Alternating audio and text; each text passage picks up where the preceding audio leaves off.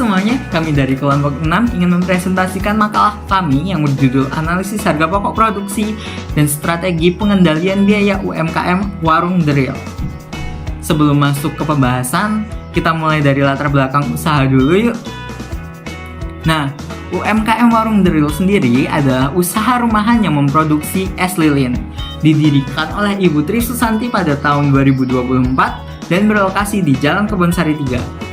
Meski tergolong usaha kecil nih, Warung The Real ini memiliki semangat besar untuk terus berkembang dan bersaing di tengah banyaknya pelaku UMKM lainnya.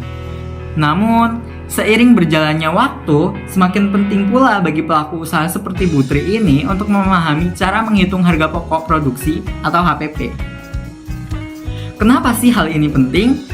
Nah, tentunya karena HPP adalah dasar untuk menentukan harga jual yang tepat dan keuntungan yang realistis. Kalau HPP-nya tidak tepat, bisa-bisa usaha malah rugi tanpa disadari.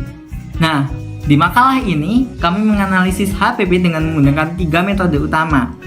Yang pertama ada volume based costing, lalu yang kedua ada activity based costing, dan terakhir ada standard costing. Setiap metodenya memiliki cara perhitungan yang berbeda nih, dan tentunya menghasilkan angka yang berbeda pula. Nah, tujuan kami membuat makalah ini adalah untuk mencari metode mana yang paling sesuai digunakan oleh Warung The Real, sekaligus memberikan rekomendasi strategi pengendalian biaya agar usaha ini bisa berjalan dengan lebih efisien dan lebih menguntungkan. Di sini saya akan menjelaskan tentang rumusan masalah, tujuan dan metodologi dari penelitian kami. Ada 3 pertanyaan, yaitu tentang bagaimana kita menghitung HPP dengan ketiga metode tersebut. Yang kedua adalah kelebihan dan kekurangannya dari masing-masing metode. Yang ketiga adalah strategi apa yang bisa diterapkan oleh UMKM Warung The Real. Nah, untuk menjawab pertanyaan ini, kami menggunakan pendekatan studi kasus berdasarkan data produksi es lilin. Data yang digunakan ini meliputi biaya bahan baku, biaya overhead pabrik seperti air, gas, listrik, serta jumlah produksinya berapa. Nah, tujuan kami adalah untuk memberikan gambaran metode mana yang paling efisien dan cocok untuk usaha kecil seperti es lilin ini, serta menyusun strategi pengendalian biaya yang bisa langsung diterapkan pada pelaku UMKM. Selanjutnya, kami akan menghitung HPP dengan 3 metode.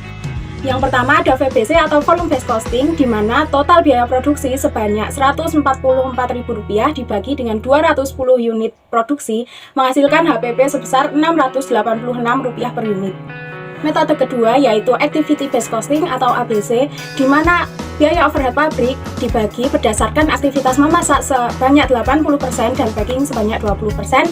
Selanjutnya akan ditambah dengan biaya bahan baku dan menghasilkan HPP sebanyak Rp677 per unit. Metode yang ketiga yaitu Standard Costing, di mana biaya dihitung berdasarkan standar sejumlah Rp686 per unit. Nah, dari sini kita bisa lihat bahwa metode ABC memiliki HPP paling kecil atau terendah karena alokasi biayanya lebih terperinci dan mencerminkan aktivitas yang dilakukan sebenarnya. Selanjutnya analisis perbandingan dan kesimpulan. Lalu apa perbedaan dari ketiga metode ini? Volume based costing cocok untuk proses produksi yang sederhana, tapi kurang akurat untuk aktivitas yang beragam. Activity based costing lebih akurat dan cocok untuk usaha dengan banyak tahapan aktivitas, tetapi membutuhkan data lebih detail. Sedangkan standard costing cocok untuk kontrol biaya jangka panjang, tapi perlu diperbarui secara rutin. Kesimpulannya, UMKM perlu menyesuaikan metode yang digunakan dengan kondisi usaha. Jika usahanya makin kompleks, maka metode ABC bisa dipertimbangkan karena memberikan gambaran biaya yang lebih realistis. Kami juga ingin memberikan beberapa saran strategi untuk membantu pengendalian biaya. Yang pertama adalah membuat standar biaya bahan baku. Ini penting agar pemakaian bahan bisa lebih terkontrol dan tidak boros. Kedua adalah memisahkan antara biaya tetap dan variabel. Dengan begitu akan lebih mudah untuk melakukan analisis dan evaluasi. Yang ketiga adalah mencatat data produksi setiap hari. Tujuannya adalah agar bisa tahu jika ada pemborosan sejak awal.